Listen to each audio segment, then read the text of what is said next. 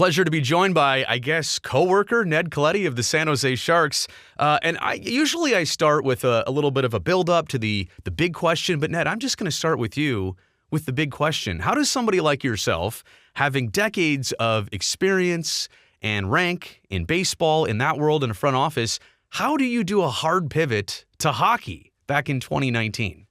Well, it was somewhat of a hard pivot, but a lot of it was built in the years before, Brodie. When you're a general manager, there's only so many people who you can really talk to who understand what you're going through. So I happen to come from San Francisco, from the Giants, which I love, to the Dodgers as a GM. And so my dear friend was now my greatest competitor, Brian Sabian. So I had nowhere really to go for, hey, what do we do about this? Or hey, I got this issue, or hey, I got this issue. GMs are always doing it, always talking with each other. So what I did is I started to talk to hockey GMs. I had a passion for the sport. I had studied the sport. I used to take my inner circle to the World Juniors, to Saskatoon, to Toronto, Buffalo, Calgary. And so we had spent a lot of time with executives from NHL front offices. And I knew Doug Wilson for a long time. I knew Dean Lombardi, who was in LA when I was there for a long time. Ray Sherrill, God bless him. I knew Ray for a long time, on and on. So I spent a lot of time in discussions with these guys. And so when the GM thing ended in baseball, they all called and said, hey, would you switch sports? We think your perspective would be interesting. We think that, you obviously know how to pick talent and find the right people, whether it's players or people. And, would you consider doing this? I said, well, give me a chance to catch my breath and then let's do it. So, Doug kept calling, kept asking. And so my first year, I actually started in theory a year ahead of the year you mentioned. Mm-hmm. I said, I want to do this with no strings attached. I don't want to be paid for it. If I run up any expenses, okay, you can cover that. But let me do this for a year. Let me see if I like it. Let me see if you like what I do. So that our friendship will never lay in the balance of this. Right. And so that's really how I started doing it. And also, in your baseball experience, I mean, crossing lines is no stranger to you. You went from the San Francisco Giants to the Los Angeles Dodgers. Ned, who does that? Well, not many. Who's allowed to do that? Probably the thing that probably saved me in both cities is I was born in Chicago. Yeah. I didn't grow up a Giant fan and leave them, or I didn't grow up a Dodger fan and not go to work for them, And so, I've been blessed to work for both organizations, and I love both organizations and the cities and the fan bases, and to see, I'll call it the X-ray of how franchises think and operate. And they're both drastically different. And fan bases are very much different. There's a common thread that ties everybody together in sport and teams and things like that. But they are unique to it. They are unique in how they approach what they do and the fan bases. I don't ever hear anybody in Dodger Stadium chanting "Beat SF." Okay? I hear people all over the place chanting "Beat LA," including the most vociferous are the people of San Francisco. So it's just an interesting dynamic, and it's just how it turned out. Peter McGowan was the primary owner at the time of the Giants when I left, and he called me in when the Dodgers had asked permission to talk to me for the GM spot, and he says, "I have bad news," and I said, "Bad news? What's the bad news?" And he goes, "The Dodgers have called and asked permission for you to be the GM." And I said, Peter, I love it here. We've been through Candlestick Park for Right. 5 or 6 years I was there. And then the new ballpark, not the new ballpark anymore, but to me, still the new ballpark, but this is a GM gig, and it's in a prominent spot. I said, "That's the bad news." He goes, "I can't let you go. I can't let you do it." And I said, "Well, you have to let me do this. I mean, contractually, I had put it in my contract that if anybody did call, he had to give me permission to do it because there's only 30 jobs like that." Right. And so, it was hard to leave, but it was something that I also had to do. But Peter, he did all he could to keep me from even interviewing with Frank McCourt. But it all worked out, and I remained friends with Peter till his last days. Yeah. And a wonderful guy, kept the team in San Francisco. him and Larry and a great group of ownership. So what you do now is with the San Jose Sharks, and give us everything: the title, your workload, your daily routine. What's it like for you? And I know people know you're part of this organization, but I think if you could really explain what the precise contribution is. Yeah, it's well, the title is simple. It's professional scout. I don't need a big title. I don't need a big business card. I just want to contribute, and I think I get a chance to do that. Mike Greer has been great to me. He wasn't the person that brought me in. He inherited me and many other Hmm. people, and he's been terrific to work with and to see how he thinks and to see what he's built. But what I do is I scout the Pacific Division. I scout really the southern end of it mostly. AHL, NHL, know the organizations inside out, not just the players, but really how the front office thinks, how the coaching staff thinks, how they go about what they do. Really, again, I use the word X-ray, how these teams, how they do it, how they draft, how they what they look for, how their players play, who their players are as people, as competitors. So I scout. I probably see 90 to 100 games a year. Um, I do that. I also spend a lot of time with our NHL coaching staff. Like we'll be in LA on Wednesday. I'll spend some time with Ryan and his group, and just conversational because you never know what you're going to be able to learn, or you're going to be able to give somebody a different thought process. I spend all sorts of time with the Barracuda. Become very close with that staff. We're talking about a young staff. Both staffs are relatively young, Yeah. especially in the head coaching positions and in the CUDA, really throughout the staff. So there's a lot of different things we discuss. How do you get certain players to do certain things? How do you see the game? How do you view different aspects of it? And whether it's baseball or hockey or a different sport, so many things are interconnected. Athletes are athletes. People are people. Okay, you have international players from all over the world in the NHL. You also have a lot of international players in MLB. So you're talking about different cultures, different ways of doing things, different learning systems. How do you mesh all those things together? So I spend a lot of time in conversation and a lot of time just I guess I'll call it mentoring, for lack of a better word, but just to be a sounding board sometimes through good and through bad. Like when the Sharks lost their first couple games, Yeah. late, I got on the phone with Ryan. I said, hey, let me give you a couple ideas. I don't ever tell anybody what to do. Hmm. I just say, here's some things that I did when we couldn't close games. This is how I looked at it because in any sport, you're trying to close a game if you've got the lead. That doesn't matter what if you're playing on ice or grass or a tennis court. So how do you close games that especially with a younger team? And so I gave him some ideas for that. So it's things like that I do, and I scout and I stay in touch with our crew. So, I mean, you've got multiple decades, like I said, from the baseball side of things, and you're still involved with baseball, by the way. We'll get to that in just a second. But only almost about a decade here so far in the hockey world. Are you finding that more things are transferable than you thought? Again, to your point, the advice that you're sharing, the background that you've already got, are you finding that baseball and hockey are just overall more similar than they are more different? I think all sports have really the fundamental sameness. Yeah. As I look at an athlete, I start at the feet and I work. How do the feet work? How do the hands work? How does the mind work? How is the compete? Like in hockey, I'll always try to watch the last 15, 20 seconds of his shift. Uh-huh. Okay, players tired, players extended themselves. Where are they at right now? When there's a misplay, when they make a errant pass or puck gets caught in their skates or whatever, and they go back to the bench. What is their mindset? How do they compete? And I watch all of that all the time. But see, that's no different than in any other sport.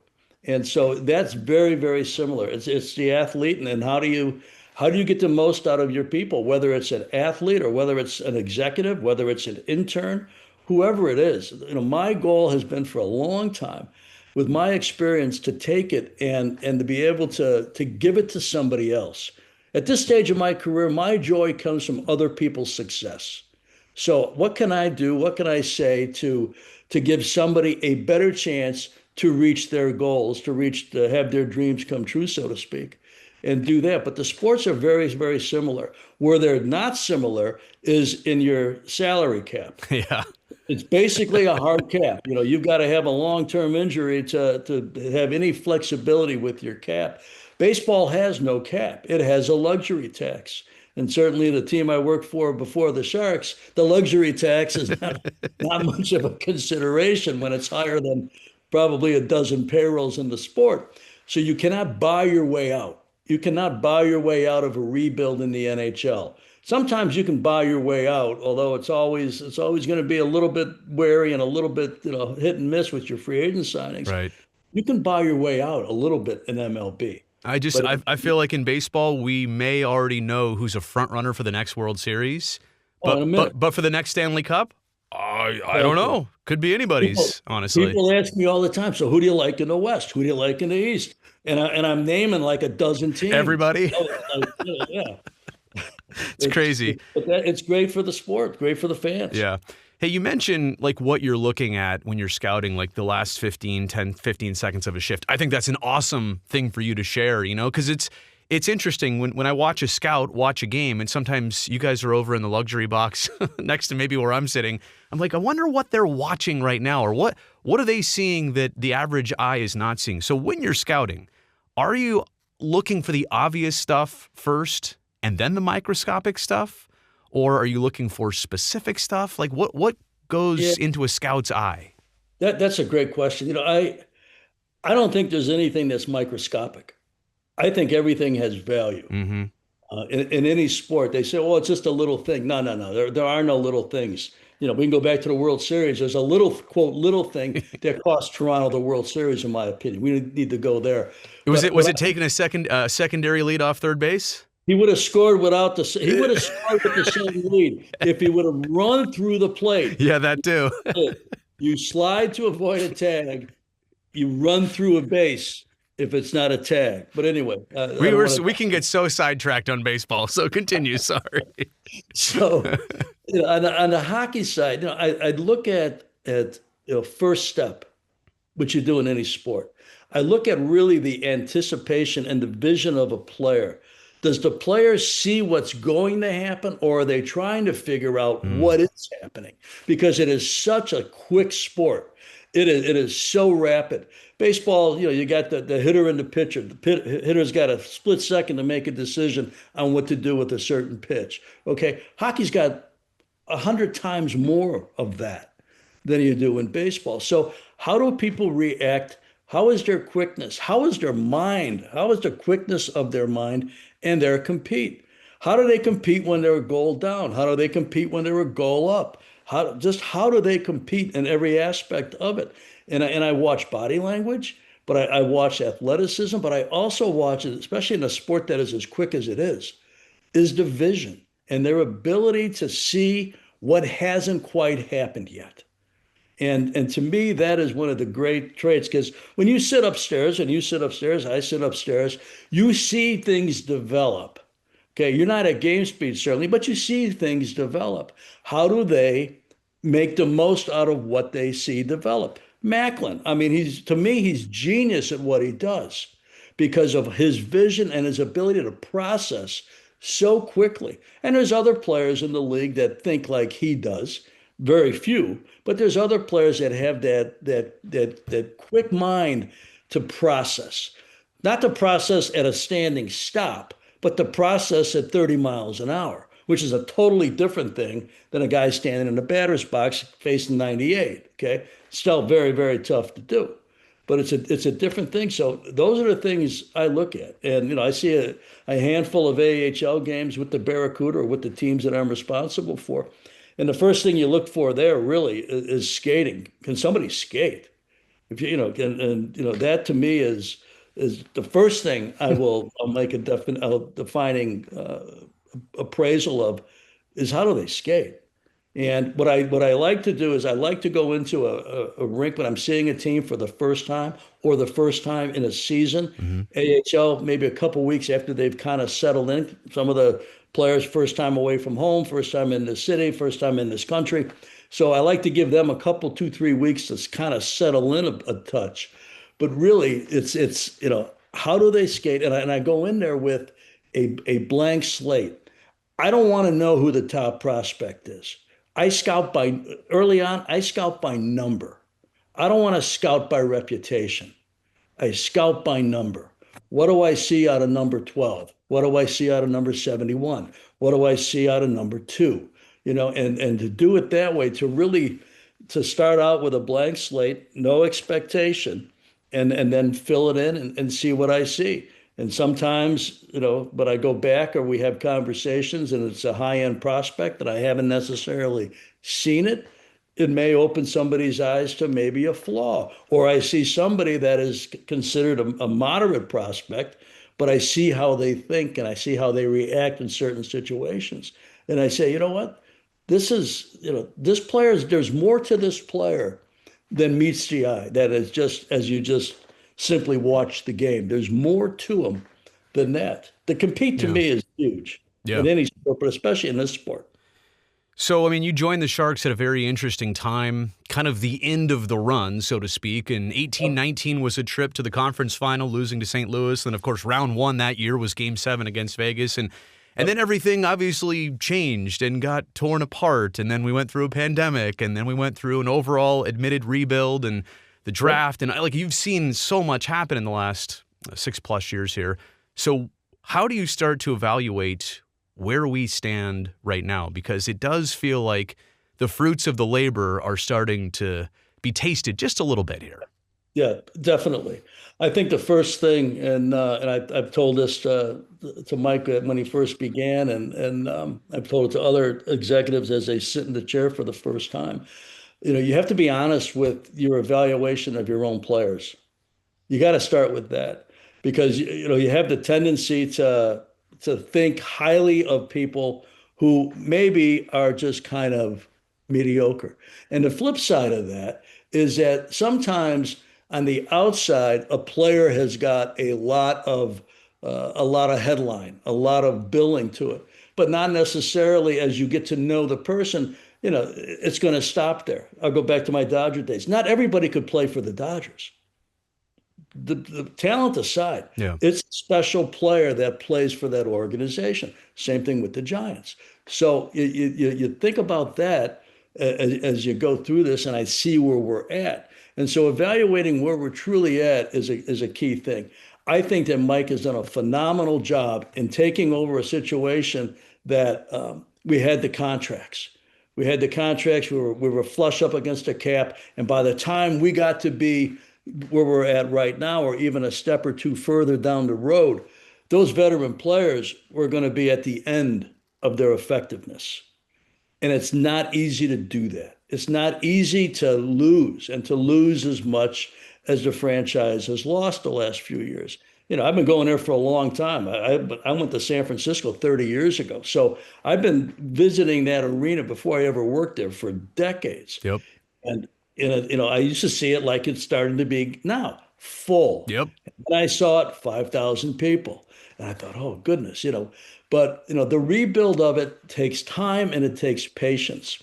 And patience may be the toughest thing to have in professional sport because you evaluate it every day. You're in the newspaper, on the internet, wherever you're finding your news, every day it shows where you're at. Okay, so you evaluate it every day. I had to learn to evaluate in very small increments and make my decision when I knew enough to do it, not just to do it, but to do it in a timely way. When you make a decision, to me, is more important than the decision you make because you may get more information. But I start to see us gain on it. I start to see us compete. I would say like 2 years ago, maybe 2.5 years ago, we could compete for 20 minutes. We give somebody a battle for 20 minutes. So the last 40, get our hands full. Right. And last year, we could probably compete, in my opinion, 50 minutes, maybe a little bit longer. But, we got to that 52nd, 53rd minute, and suddenly it was like, whoa, can't the clock move faster, right? And now, I see us competing 90% of the time to the utmost, to the end, into overtime, into the shootouts. And I think it becomes contagious. I mean, I see the looks, I study who people are, and I see the looks on the faces, and I see the intensity and the joy that they're starting to experience in winning. And some have been here, Mario's been here through it all. Yep, Okay. And absolutely. it's hard to see him get excited about it. And he's never Not, played a playoff game as a Shark yet. You know what I'm no, saying? That's crazy. yeah. So, I mean, but it takes time. And I was with the Giants. Believe it or not, my first couple years in San Francisco, we were losing 90 some games at Candlestick Park, playing in front of 5,000 people in a Yeah. 60,000 seat arena. Yeah. So we rebuilt that. I went to LA. I inherited a team that, believe it or not, had lost 91 games. The '05 Dodgers were 71-91. That's what I walked into. And we obviously built that thing into a monster. It's certainly a major monster now. It was pretty good when I was, still doing it. So, I've been a part of rebuild. The first question is, how did I end up in pivoting? I had chances to go to those other clubs too, including one that was right down the street. But there was something about San Jose. There was something about the franchise, and certainly, with Doug, that I just said, you know what? I can see that we're all in, but we're not going to be all in forever. Yeah. At some point in time, because you can't buy your way out, you're going to be in a tough spot. But the idea that I could help build something really from the ground up, and this is maybe from the basement up. Yeah. It's exciting to me. All right, last thing, because I guess I got to let you go. You have a roster to put together for the World Baseball Classic. You're the general manager of Team Italy? What are you moonlighting here as a baseball exhibition GM? Well, it's heritage, Yeah.